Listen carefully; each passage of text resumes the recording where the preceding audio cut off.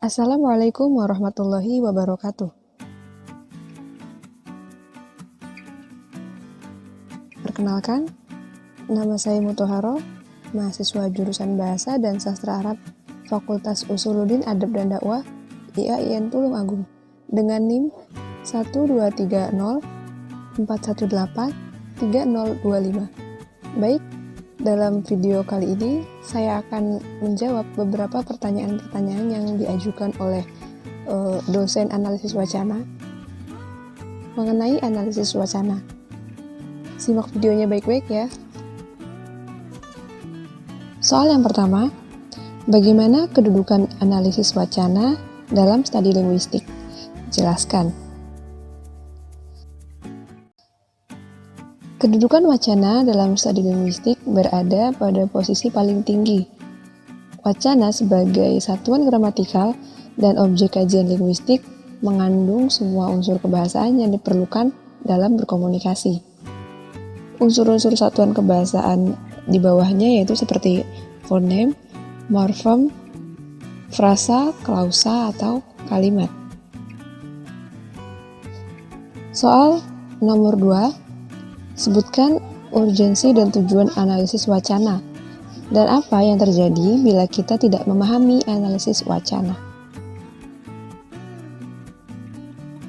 Urgensi dan tujuan analisis wacana adalah untuk mengungkapkan kaidah kebahasaan yang mengonstruksi wacana, memproduksi wacana, memahami wacana, dan melambangi suatu hal dengan wacana. Analisis wacana memungkinkan kita melihat bagaimana pesan diorganisasikan, digunakan, serta dipahami. Selain itu, analisis wacana juga memungkinkan kita untuk melacak variasi cara yang digunakan oleh komunikator, baik itu penulis, pembaca, dan sutradara dalam mencapai tujuan atau maksud tertentu melalui pesan yang berisi wacana-wacana tertentu yang disampaikan. Lalu ketika kita tidak memahami analisis wacana, apa yang terjadi? Nah, kalau kita tidak memahami analisis wacana, maka kita akan sulit untuk mengkonstruksi wacana dan juga akan sulit untuk mengungkapkan kaidah-kaidah kebahasaan. Yang ketiga, apa perbedaan antara wacana lisan dan wacana tulis? Sebutkan kriterianya. Wacana lisan cenderung berisi kalimat-kalimat yang tidak lengkap, bahkan seringkali hanya berupa urutan kata yang membentuk frasa. Nah, wacana lisan ini seperti kayak kita ngomong biasa sehari-hari, itu yang disebut dengan wacana lisan. Dan kriterianya yang pertama, memerlukan daya simak tinggi. Nah, jadi dalam wacana lisan ini diperlukan sekali daya simak yang tinggi. Agar apa? Agar kita mampu memahami apa yang dimaksud oleh lawan bicara kita. Kalau kita memiliki daya simak yang rendah, maka kita akan sulit memahami apa yang dimaksud oleh lawan bicara kita, seperti itu. Yang kedua, dapat dilengkapi dengan gerak anggota tubuh. Nah, untuk memudahkan lawan bicara memahami apa yang kita maksud, gitu ya. Jadi, perlu juga adanya gerakan tubuh untuk memudahkannya. Kemudian, yang ketiga, biasanya wacana lisan ini cenderung pendek daripada wacana tulis. Yang keempat, biasanya melibatkan unsur kebiasaan atau pengetahuan yang telah diketahui bersama. Kemudian wacana tulis. Wacana tulis ini cenderung lengkap dan kata-katanya panjang. Penggunaan bahasa dalam wacana tulis juga dapat direvisi terlebih dahulu oleh penulis sebelum disampaikan. Jadi, berbeda dengan wacana lisan ya. Kalau wacana tulis ini sebelum dipublikasikan itu bisa revisi terlebih dahulu, apakah ada yang salah, apakah ada kata-kata yang kurang tepat. Itu berbeda dengan wacana lisan, itu lebih spontan. Kalau wacana lisan ya tidak bisa direvisi lagi. Nah, kriteria wacana tulis ini yang pertama, biasanya panjang-panjang dan menggunakan bahasa yang baku. Yang kedua, dapat dilihat kembali tanpa ada perbedaan unit-unit kebahasaannya. Kalau wacana lisan, kita akan sulit untuk melihat kembali apa sih yang tadi udah kita omongin. Gitu. Jadi akan sulit. Ada unit-unit kebahasaan yang terlewat. Berbeda dengan wacana tulis yang kita akan sangat mudah melihat kembali tulisan-tulisan kita tanpa ada perbedaan sedikit pun. Kemudian yang ketiga, biasanya mempunyai unsur kebahasaan yang lengkap. Nomor 4, jelaskan pengertian dan berikan contoh dari istilah berikut ini. Yang pertama, wacana naratif, deskriptif, prosedural, ekspositori, hartatori, humor, dan argumentasi.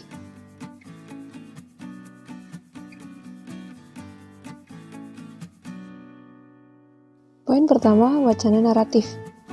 Ini merupakan suatu bentuk wacana yang berusaha mengisahkan suatu kejadian atau peristiwa sehingga tampak seolah-olah pembaca itu melihat atau mengalami sendiri peristiwa tersebut. Contohnya, Meli terlambat ke sekolah hari ini karena bangun kesiangan. Ia tiba ke sekolah pukul 07.45 sehingga ia ditegur oleh guru piket.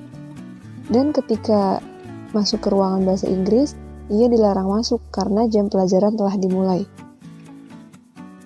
Poin kedua, wacana deskriptif adalah satuan jenis wacana yang menggambarkan suatu jenis objek berdasarkan hasil pengamatan, perasaan, dan pengalaman penulisnya. Nah, untuk mencapai kesan yang sempurna bagi pembaca, penulis merinci objek dengan kesan, fakta, dan citraan. Contohnya, di sebelah kiri pintu tergantung sebuah penanggalan dan sebuah cermin yang bertuliskan, "Anda manis, Nona." Di bawahnya, rapat sebuah meja belajar yang diberi alas kertas berbunga-bunga merah jambu dan dilapisi lagi dengan plastik bening.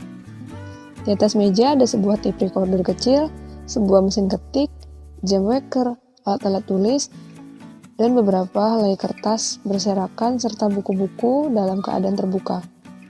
Pasti semalam dia habis mengerjakan paper, pikirku. Nah, itu contoh dari wacana deskriptif. Poin berikutnya, wacana prosedural. Wacana prosedural ini merupakan rangkaian tuturan yang melukiskan sesuatu secara berurutan, yang unsurnya ini tidak boleh dibolak-balik.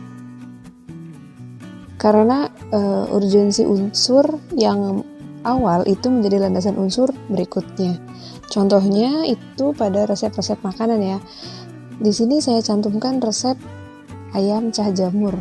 Bisa dilihat dimulai dari bahan. Yang pertama ada ayam dada 1 buah, kemudian jamur, kemudian daun bawang, bawang putih, air, kecap asin, kecap ikan, garam, gula, dan merica, lalu tepung sagu. Berikutnya ada proses cara memasak. Itu merupakan contoh dari wacana prosedural. Selanjutnya, wacana ekspositori merupakan rangkaian tuturan yang bersifat memaparkan suatu pokok pikiran yang tujuannya adalah untuk tercapainya tingkat pemahaman terhadap sesuatu agar lebih jelas, mendalam, dan luas dari sekedar pernyataan yang bersifat global atau umum.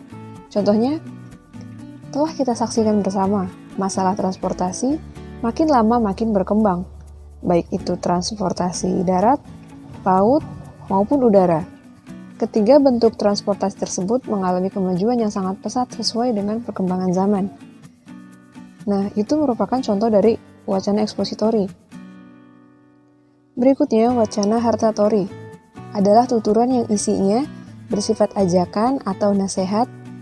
Kadang-kadang tuturan itu bersifat memperkuat keputusan atau agar lebih meyakinkan. Contohnya adalah nasihat orang tua kepada anaknya.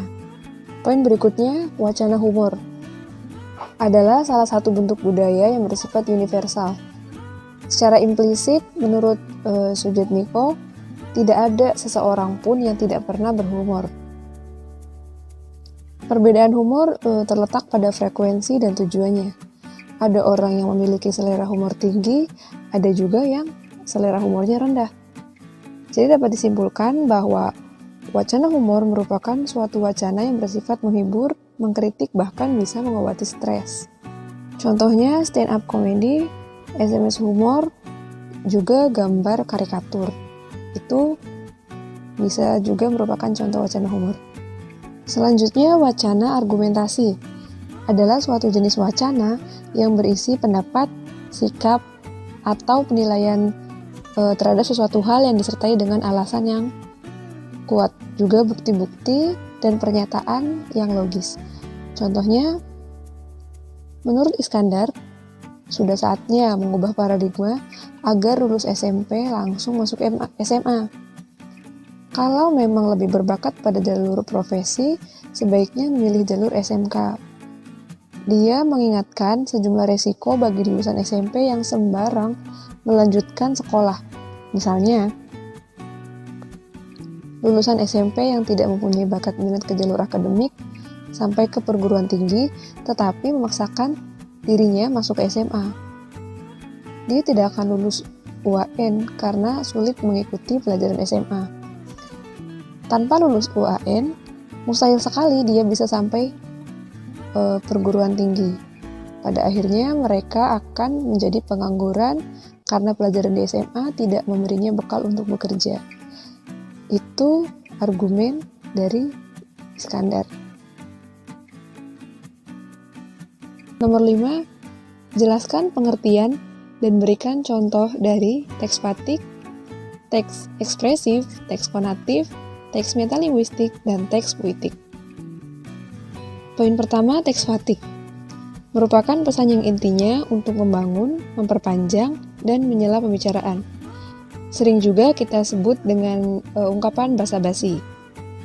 Teks fatik ini biasanya juga memiliki pola tetap, seperti pada waktu berjumpa, pamit, membicarakan cuaca, ataupun menanyakan keadaan keluarga. Nah, di sini ada contoh dialog antara karyawan dengan direktur. Karyawan bertanya, "Selamat siang, Pak. Ada yang bisa saya bantu?" Kemudian dijawab oleh direktur, "Siang. Mana data yang saya minta diserahkan hari ini?"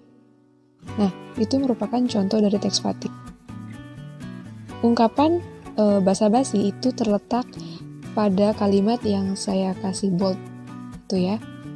Selanjutnya, teks ekspresif merupakan sebuah gaya bahasa berupa perkataan spontan yang bertujuan untuk menyampaikan pendapat, gagasan, ide, tanggapan, dan isi perasaan, baik itu dalam bentuk tulisan maupun lisan. Contohnya pada ungkapan, "Bulu kuduku merinding ketika melewati kuburan itu." Nah, itu merupakan perkataan spontan. Selanjutnya, teks konatif. Teks konatif yaitu bahasa yang digunakan dengan maksud agar lawan bicara melakukan sesuatu. Fungsi konatif ini bertumbuh pada lawan bicaranya. Contohnya, ketika seseorang menyatakan cinta kepada lawan jenisnya. Tuh.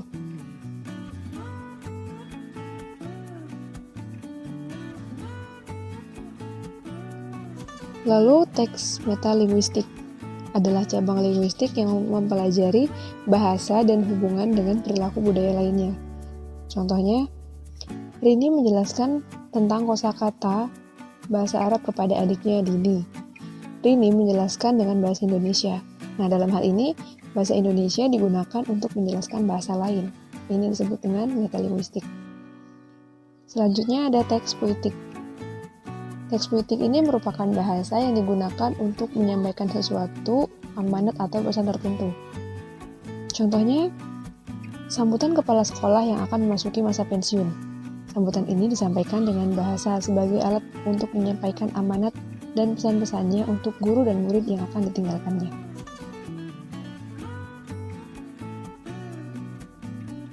Baik, itu tadi penjelasan singkat dari saya. Kurang dan lebihnya saya mohon maaf. Wabillahi taufiq wal hidayah. Wassalamualaikum warahmatullahi wabarakatuh.